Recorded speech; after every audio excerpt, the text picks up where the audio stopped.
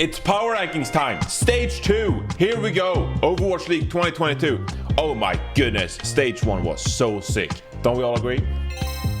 So many different compositions. There were Sora compositions, there were Winston compositions, Ron Spitfire played Reinhardt compositions, and some Sigma on Circuit Real and other escort maps, stuff like that. Holy heck, what an amazing stage to kick off the 2022 season. And it's only going to get better, okay? We got some amazing changes coming into stage 2, of course, when it comes to the balancing of things. The Zenyatta kick goes through. Editing team, can we get some kicks?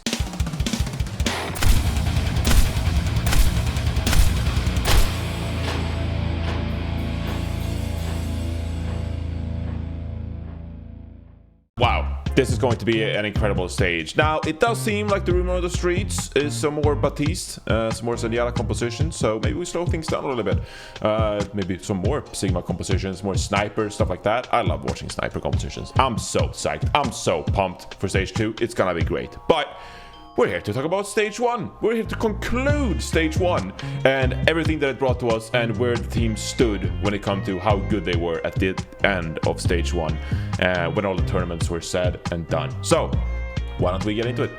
Number 1 through 20. Here we go. At number 1, we got the Los Angeles Gladiators. Wow, what an incredible story for this team. Coming into the season, of course, Ans and Patefan were questioned as a DPS duo.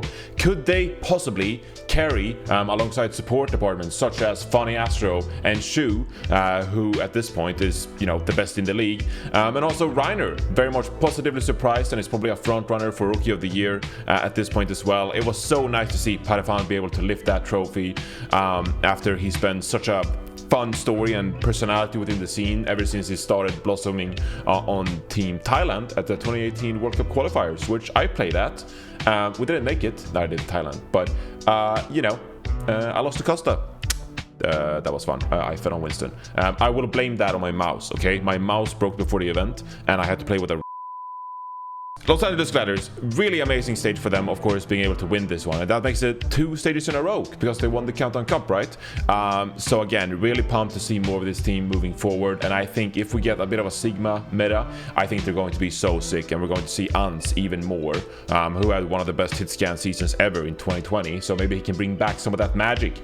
Some Ans Kevster damage duo. I'd love to see that Shu on Zenyatta. It's gonna be good. Number 2, we got the Seoul Dynasty, who won the APAC region in stage 1, the kickoff clash, and after a very dominant 4-0 victory against the Philadelphia Fusion, Prophet, he just dominated in the server. Like he carried, and I don't mean like playoff Prophet carried, like playoff Prophet carried. That was one of the most ludicrous performances I've ever seen watching Overwatch now for like 5-6 years. Like I've watched this game forever. My entire 20s I watched this game, and Prophet put on some of the best Overwatch I've ever seen. Incredible, and that makes it Seoul Dynasty's first ever stage win as well. They've never won anything. They got second in the 2020 Grand Finals. Well, now they win their first stage, and it's once again Prophet who's the finals MVP. Smurf could have also received those honors, but it was Prophet in the end who once more carried his team to victory. So very happy for the Seoul Dynasty, and I'm interested to see what they can do possibly if we slow things down a little bit. The Smurf and the Prophet dive when it comes to the Winston and Tracer, it was unmatched throughout the entire tournament, so very promising signs for them as well. And Vindam and Creative, a bit of a slept on support line. They're coming to life as well, so it's always nice to see some of those players build out their reputation as well, alongside the Hall of Famers, Smurf and Prophet, that is. Next up, I want to talk about the San Francisco Shock. We placed them at number 7 here. I'm not gonna have time to talk about all 20 teams. I did that before the season. It was like a 30-minute video, so I can only talk about a few teams, and the next thing I want to talk about is the San Francisco Shock. They got 6-0 in the qualifier matches, but then sort of like started stumbling when it came to the stage event in Dallas, in Arlington. And so we got some questions now, like what's going to happen with the San Francisco Shock? Are they going to fulfill their potential? Are they going to be able to compete with the likes of the LA Gladiators moving forward? And my answer is yes. I think if perhaps we even change meta, that's going to be even better for this team. Kalush, I don't think anyone had huge expectations of him on Winston in the first place. But if we slow things down, maybe he can pick up some Sigma. We can see Proper. I was gonna say on Widowmaker, but then I was like, well, Kilo is also on the San Francisco Shock, and his Widowmaker is pretty sick. So that's another damage line that just would like blow my mind if we played like double sniper, stuff like that. Kilo's Widowmaker is one of the most entertaining to watch in the entire league, so I'm looking forward to that. I also kind of want to dream about seeing Violet back on the Zenyatta, but he it seems like he's firmly in the main support role now, with Finn playing flex support for the San Francisco Shock. But I'm intrigued to see more from the San Francisco Shock. I don't think we should sleep on this team because it didn't make top 3 at the event, and it was all like Atlanta Reign success story, Dallas Fuel being dominant, and ultimately the LA Gladiators winning. Shock fans, I think you got plenty of fun things to look out for in stage 2, so keep your eyes on that team as well. Next up, it's the London Spitfire, Chadi, and the gang from Europe. Wow, this is going to be an entertaining stage for the London Spitfire. With Baptiste getting a bit of a buff as well, maybe we can see some more Reinhardt compositions. Maybe that will be kind of strong. I don't know what the power dynamic is going to be with all these compositions. Like, I don't know if it's going to be viable to play Winston. Probably not. I don't know if it's going to be viable to play Reinhardt Brawl. Probably not, but it's still on a Spitfire. They're incredible when it comes to the Reinhardt composition, so maybe they'll find a way to like sneak around the corners, speed boost, stuff like that, and when Baptiste is capable of more healing the rest of the team, maybe you can close that gap and maybe you can rush them down fast enough. So looking forward to seeing more from the London Spitfire. I do think that they have the damage players required on this team if they really want to compete with some of these other teams. I don't think they're going to cater necessarily to some of these other like dive metas and stuff like that because they are so unique in what they can bring on the Reinhardt compositions. But like, Sparker is a good damage player. And I'm not saying that because he's Swedish, okay? At some point, yes, I'm biased, but he's still good, right? So keep your eyes out on Sparker as well. I think he can definitely contribute on this team. And then Shax as well. I know he's known as a bit of a Tracer one trick, but back in my day, like going back to 2018 World Cup, like Shax played Cassidy at that event as well. Whereas, Sweden, we played Ghost compositions.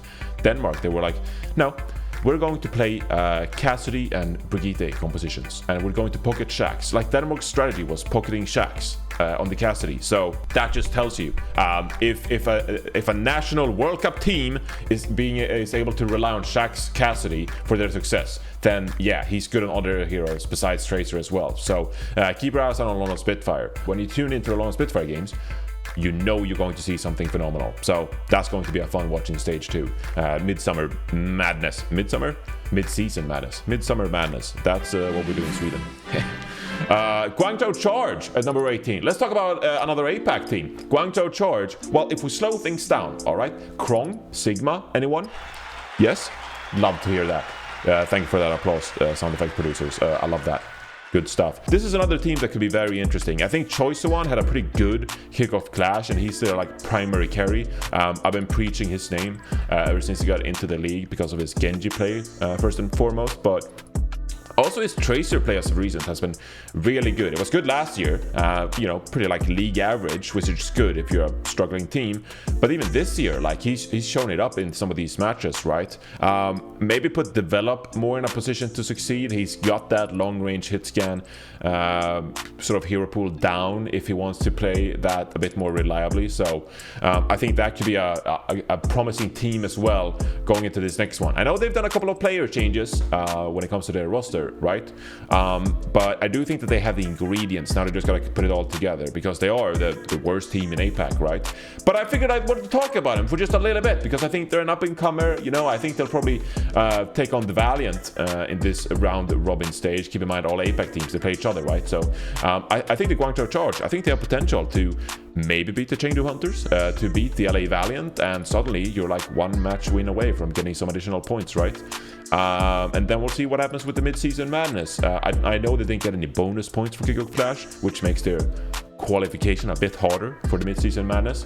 But I still want to shout out the Guangzhou Charge because I don't think we should necessarily sleep on this team throughout the entirety of the Midseason Madness stage. I think they could be a pretty fun watch as well. Vancouver Titans, quickly, they signed Deepay as a new coach. That's going to just be a jolt of electricity in their veins. So keep your eyes on the Vancouver Titans as well. If we slow things down, okay, here it is.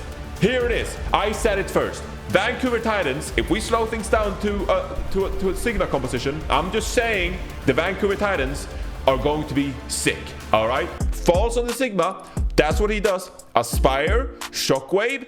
There it is. Amazing lineup. Okay, they suffered in stage 1 because it wasn't their meta. They couldn't play the Winston compositions. They couldn't play Reinhardt. They couldn't play Sarah. Whatever. If they're allowed to play the Sigma compositions, mark my words, the Vancouver Titans are going to be great.